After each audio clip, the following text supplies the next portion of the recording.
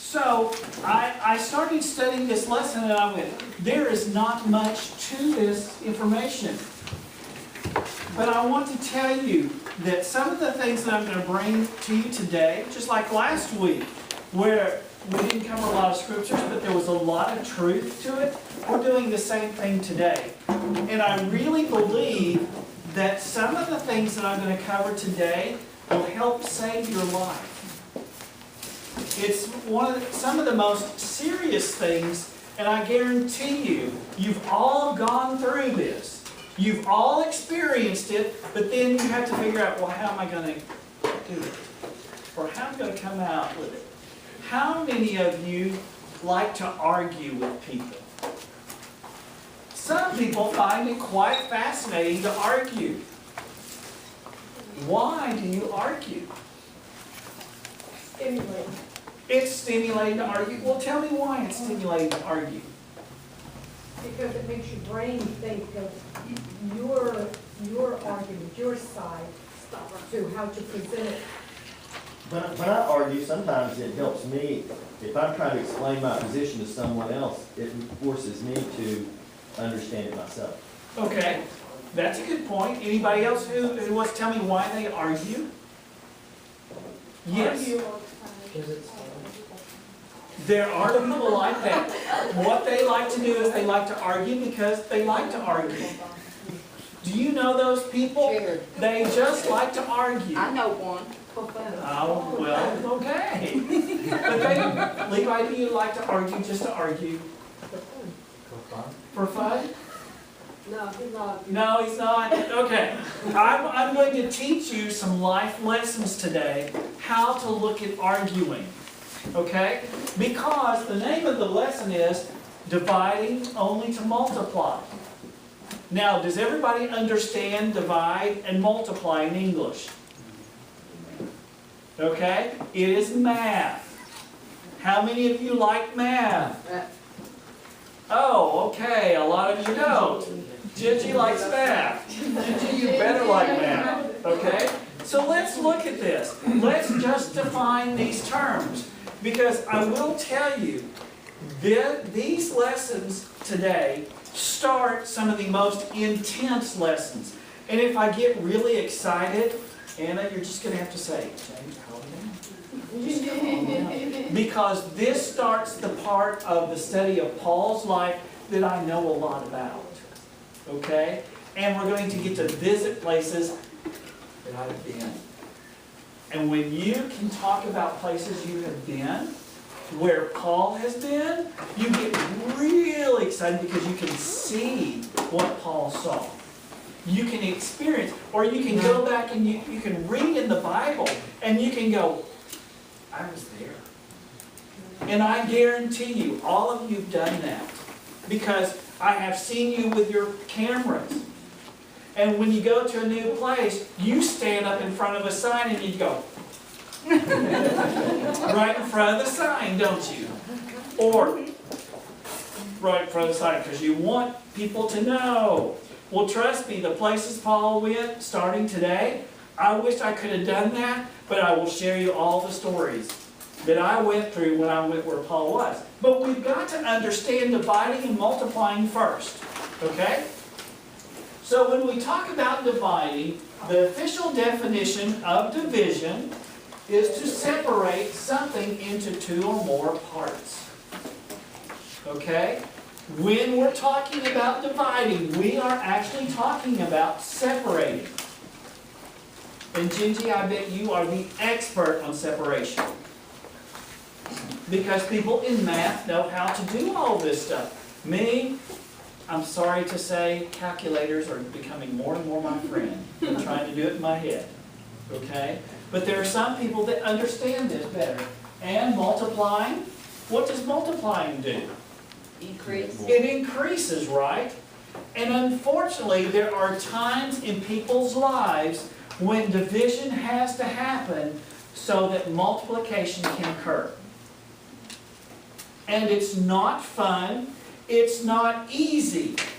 But yet, when you fully comprehend what the division was about, you can understand why the multiplication will occur.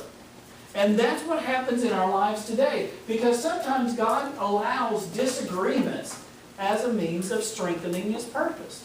Sometimes God allows that to happen. And so we have to understand some things in our life, God's going to want us to get uncomfortable and disagree with other people just so we can grow. Isn't that a hard concept to understand? 今天讲到的主题是一个是除法，一个是惩罚。那除法跟惩法你们应该都知道了哈。那这里讲到的是，God 有时候是允许这些不跟你就是跟你不一样的意见、不妥协的那种意见存在，是为了去延长他是有他的目的的。There are some times disagreements will occur between friends. They're not fun. And I'm going to unfortunately have to talk about one big disagreement today. And if you want to think about it, we're going to have two people. Now, how many people remember who we've been studying about? Paul. We've been studying about Paul and Barnabas, right? And do you think Paul and Barnabas were good friends? Yes. They were probably some of the best friends ever. Because remember, they went on an entire journey together that was, oh, I forgot what the kilometers were, but it was 1,400 miles. Okay?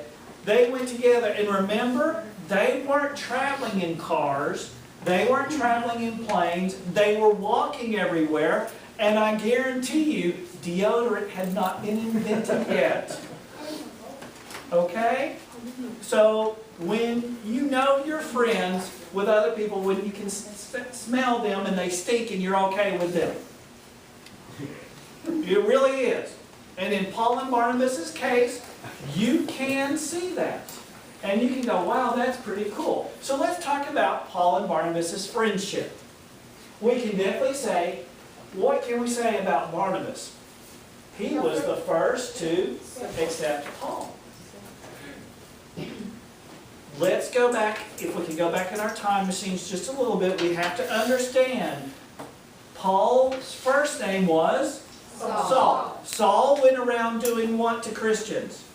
Persecuting them, right? Then Saul went to what city? Damascus. And on the way to Damascus, he did what? Believe God. He believed God, okay? He believed God. Then he went out into the desert for a while, and then he went back to Jerusalem. And what happened in Jerusalem? The people, The rulers or the Yeah. head of the church, Yeah. they didn't like him, Yeah. did they? Because Saul was known to persecute Christians. Now Saul wanted to come back and be in charge and help Christians. And guess who came to his defense? Barnabas. Barnabas' name means what? Encourager. He was an encourager. Also, what was his raising? He was a, starts with an L. Pharisee. No, He was a Saul was a Pharisee. Levite. He was a Levite. Levites, sorry, Levite. He was a Levite. Yes. Levites were known to know what about God? The law. Wrong. Oh. The The presence of God. Oh, okay. Levites knew the presence of God. Paul was a Pharisee. Pharisees knew the law. So you have the balance between the two. You have someone who understands God's presence. You have one that understands God's laws. What better friendship can you have? Do you think they like to argue? Yes. Very much so, because of this strong bond. And Barnabas defended Paul to the Jerusalem, just like William said. He defended him. And everywhere that Barnabas and Paul went, Barnabas was known to encourage and defend. Paul is known for speaking and talking a lot of times when he shouldn't have. Barnabas always was bringing him back in. They faced these two words. And these words, I defined them because I went, okay, I've read these words, I understand them. But let's talk about them. They faced perils. together.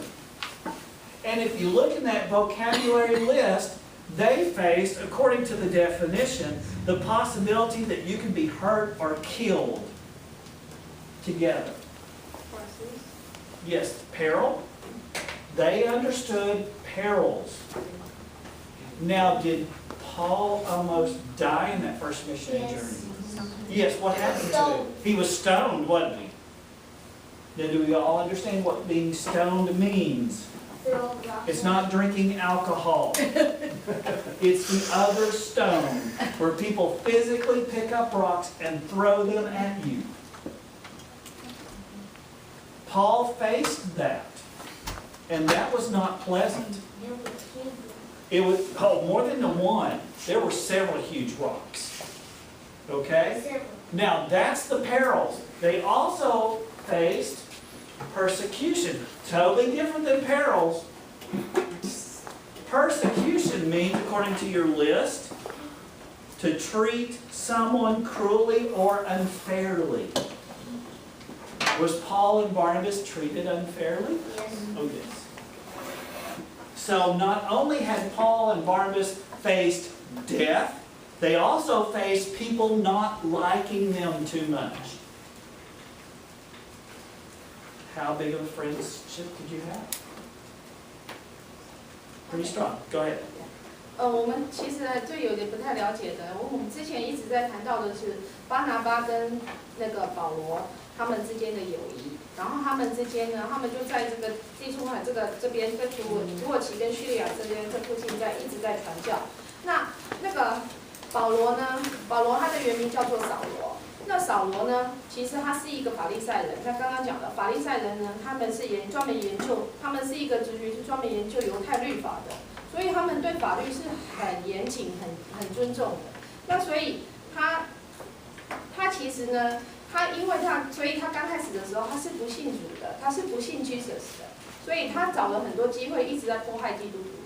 那他到大马士革的路上呢？因为上帝因为对他有目的，所以让他瞎了眼。那后来他才因为这样子信了主，所以信了主之后呢，他回到耶路撒冷，开始要去找那些基督徒的时候，你想想看，以前要迫害你的人、要杀你的人，突然跑过来说我要加入你们了，那当然他们就不信他。这个时候呢，巴拿巴就出来了，因为巴拿巴他是一个利未人，那 Levites 利未人呢，他们是在 temple 里面，是在会堂里面做 worship God 的工作的，他们可以看到很多神迹，所以所以巴拿巴立刻就相信了，其实他就信了那个扫罗，也就是保罗这个人他所说的话。那巴拿巴他的意思呢，就是 encourager， 他是鼓舞的人，鼓舞的意思。那鼓舞者，所以他在那个时候，他挺身站出来替扫罗讲话，就是替保罗讲话。然后呢，他们一起呢，就是走的，就在这里，就在这附近一直在传教，花了至少3年的时间，好几年的时间，这边就是不是走路就是搭船，然后就在这边一直在传教，所以他们面临的危机还有一些迫害，persecution 就是迫害也是很多。好像保罗刚刚讲的那个保罗是被石头打了，或者是那个一些犹太人他们想要把他杀死了，然后他们也赶快跑走了，这个通通都有面临到这些东西。Okay, so here we go. And when I think about talking about this one, I'm going, I would like to know more, but there's not a lot of information in these 5 verses. But we're actually going to look at a disagreement between Paul and Barnabas. It is a major disagreement between the two of them. And we're going to talk about some of the things that Paul wanted, some of the things that Barnabas wanted, and what some of the things we should do as Christians today. And that's why I'm going, this is a very good life lesson for all of us when we disagree to follow some of these things. So we're going to look at Acts 15, chapter 15, verses 36 through 41, or page 238 in the New Testament. 238页，第15章36节到41节，保罗与巴拿巴之间的争论。过了一些日子，保罗对巴拿巴说：“我们可以回到从前宣传主道的各城，看望弟兄们情况如何。”巴拿巴有意要带称呼马可的约翰同去，但保罗因为马可从前在庞菲利亚离开他们，不和他们同去做工，就以为不可带他去。于是二人就起了争论，甚至彼此分开。巴拿巴带着马可坐船往塞浦路斯去，保罗拣选了希拉也出去。蒙弟兄们把他交于主的恩中，他就走遍叙利亚、基利家，兼顾众教会。That's cool. I understood some of the words. I was going, wow, you're speaking English Chinese very well because I can understand it. That's cool. All right, this disagreement was over what? Taking somebody with you. If you want to get people mad, take somebody with you that they weren't invited on the first place. That makes certain people really angry. For instance, when I go somewhere, I automatically have to take 2 people with me. I don't have a choice. And then the people that I'm going to go visit has to accept the 2 people I'm bringing no matter what. Even if they aren't people in my world. Okay? I raised them from little puppies. They are now they're my dogs. I have to take them wherever I go. And I always have to check to make sure, is it okay if I bring my dogs? Okay? Really? And in this case, Barnabas wanted to take John Mark. Does anybody remember anything about John Mark? Yes. What? He wrote the You were so good. Yes, he did. He wrote the book of Mark. What else about John Mark and Barnabas? They used to travel together. They used to travel together because they were buddies. Okay, that's a good way of putting it. Yes, they were buddies because they were cousins. Okay? Now, if Barnabas is known as an encourager, don't you think he wants to take John Mark with him? The only issue is what we're going to spell out here. And like I said, there's a lot we really don't understand, but it must have been something major. And I can give you what I've read this week, what the disagreement really was on. So let's look at this. Paul wished to ascertain, I love that word. I absolutely know what that word means now because I looked it up. Paul wished to ascertain the spiritual growth of the new believers.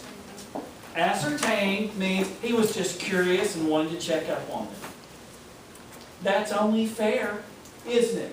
If we lead somebody to the Lord and we say, bye, I'm going 1,400 miles away from you, and there's no internet, there's no telephone, there's no cell phone, wouldn't you want to go back and see them?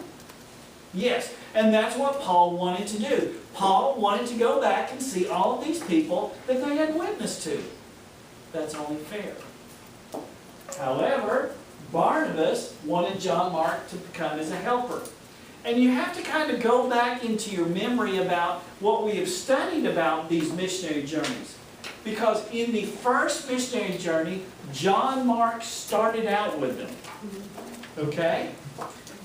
The only problem was the Bible, and like I said before, when I mentioned it earlier, I said, we will talk about this more later because it's significant. They went to Cyprus. And when Paul and Barnabas went, and you can look at your maps in just a second, but when they went from Cyprus and went up to modern-day Turkey, John Mark didn't go with them.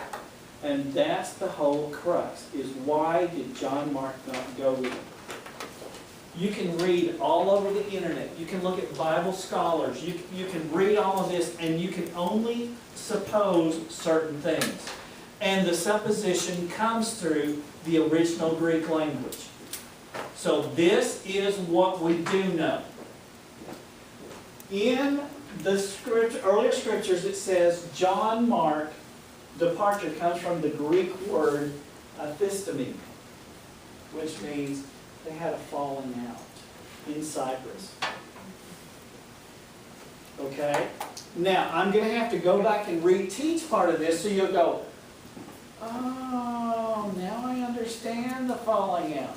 Does anybody remember what happened in Paphos, Cyprus? John Mark didn't go. There's some. There was a major event that occurred, Paul's first miracle. And remember what the first miracle was? He blinded Bar Jesus. Bar Jesus was a sorcerer. When we talk about Sergius Paulus, the ruler of Cyprus, that is the first really known Gentile that Paul actually converted. Okay, this is a whole cultural thing. All right? So follow me through this, and you'll understand where this episteme comes from. Okay? Paul made a sorcerer blind so that a Gentile may accept Jesus. John Mark was a Jew, a very devout Jew who followed the law. Okay? The law in John Mark's mind was not intended for the Gentiles. So, by this one word here, a lot of the commentators and a lot of the readers and understanding of this thing said they had a major agreement because John Mark did not agree that the gospel should be taken to the Gentiles. And that's where the falling away occurred. Now, let's go through this because you're going to have to go, So I put this in here so you can understand. The following way suggests that John Mark disagreed with the Gentiles' acceptance of the gospel. That's significant. And it's going to come back and haunt him too. Because you have to understand, John Mark, in all of the scriptures, was a young Christian.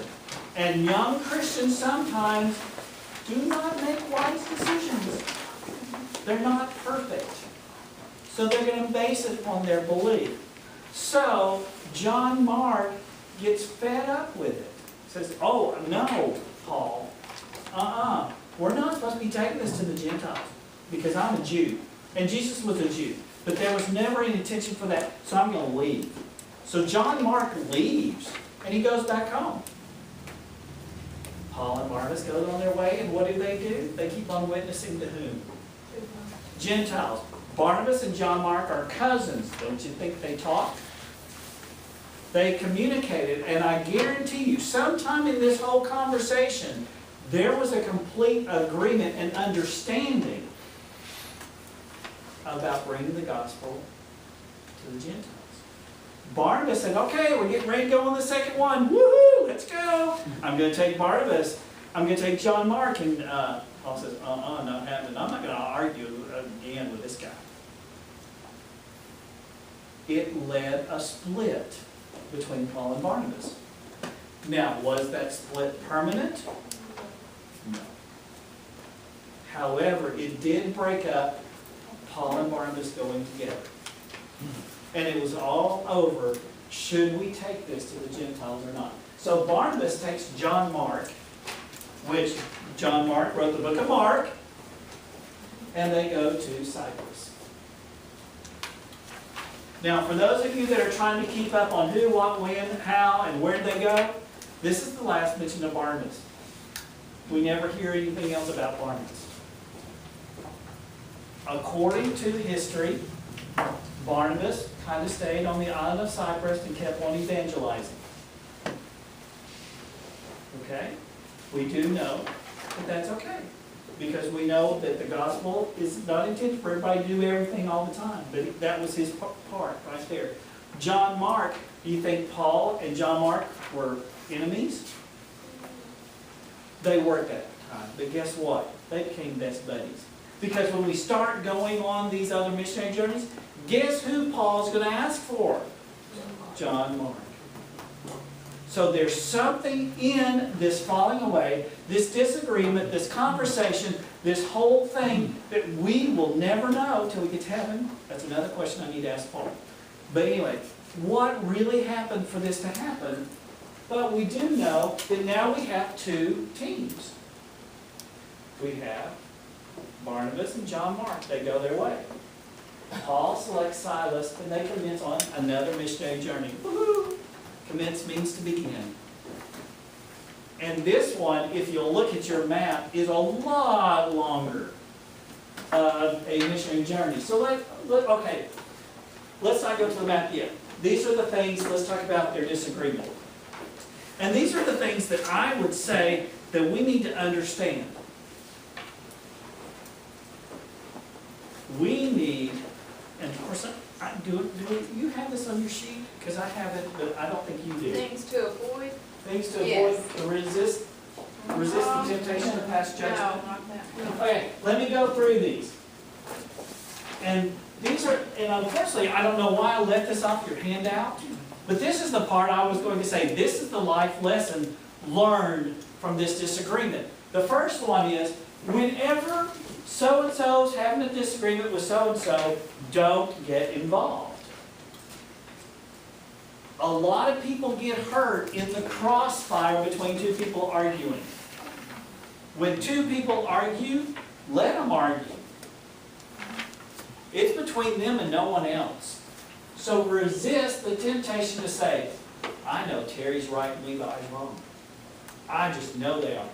Anna, Terry's right, Levi's wrong. Megan, don't do that. If you know two people are arguing, let them argue. The argument will get over faster. The second thing is, don't take sides. It's not your argument. If two people are arguing, let them do the arguing and don't pass judgment and don't say, I'm going to support Terry over Levi. You know why? We are not Terry. We are not Levi. We don't know what the argument's really, really about. And there's no way to know unless we are Terry or we are Levi. Let them do it. The third thing is, I love this one. Resist the temptation to fuel the fire with unnecessary talk. You know what the word unnecessary talk is really? Gossip. Gossip. Don't gossip about it. Don't go, Anna, Terry and Levi's arguing, and let me tell you what I think they're arguing about. Did you hear so-and-so? No. When you do that, you're adding to an argument that's none of your business. Because you have to understand this important concept right here. If you focus on edifying God, which is what? To worship God. If you focus on your life of worshiping God, let everybody else disagree. Because it's none of your business. That's the life lesson learned between Paul and Barnabas. People did not get involved. And because they didn't get involved, we didn't have this massive, massive problem. It just says, he went this way, he went this way. It only involved those two. And they said, okay, I need a helper. I need a helper. Let's go on. And the Bible says, okay, they went on. But I can tell you the truth. People who don't do this can remember arguments that took place a long time ago, but they can't remember what the argument was about, just that it happened. And they're still mad, and they still take sides, and it's none of their business. If you ever want to read a good American story that follows this traditionally, the Hatfields and the McCoys is a prime example of an argument that everybody got involved over, so much so that 20, 30 years later they couldn't remember why they were arguing. They were still killing each But other. they were still killing each other over something they couldn't remember. That's why if you aren't the person arguing, don't argue. How's that for a lesson? Everybody's going, oh, will you please stop? All right, so here we go. Principles that promote godliness when in disagreements. So let's just say you are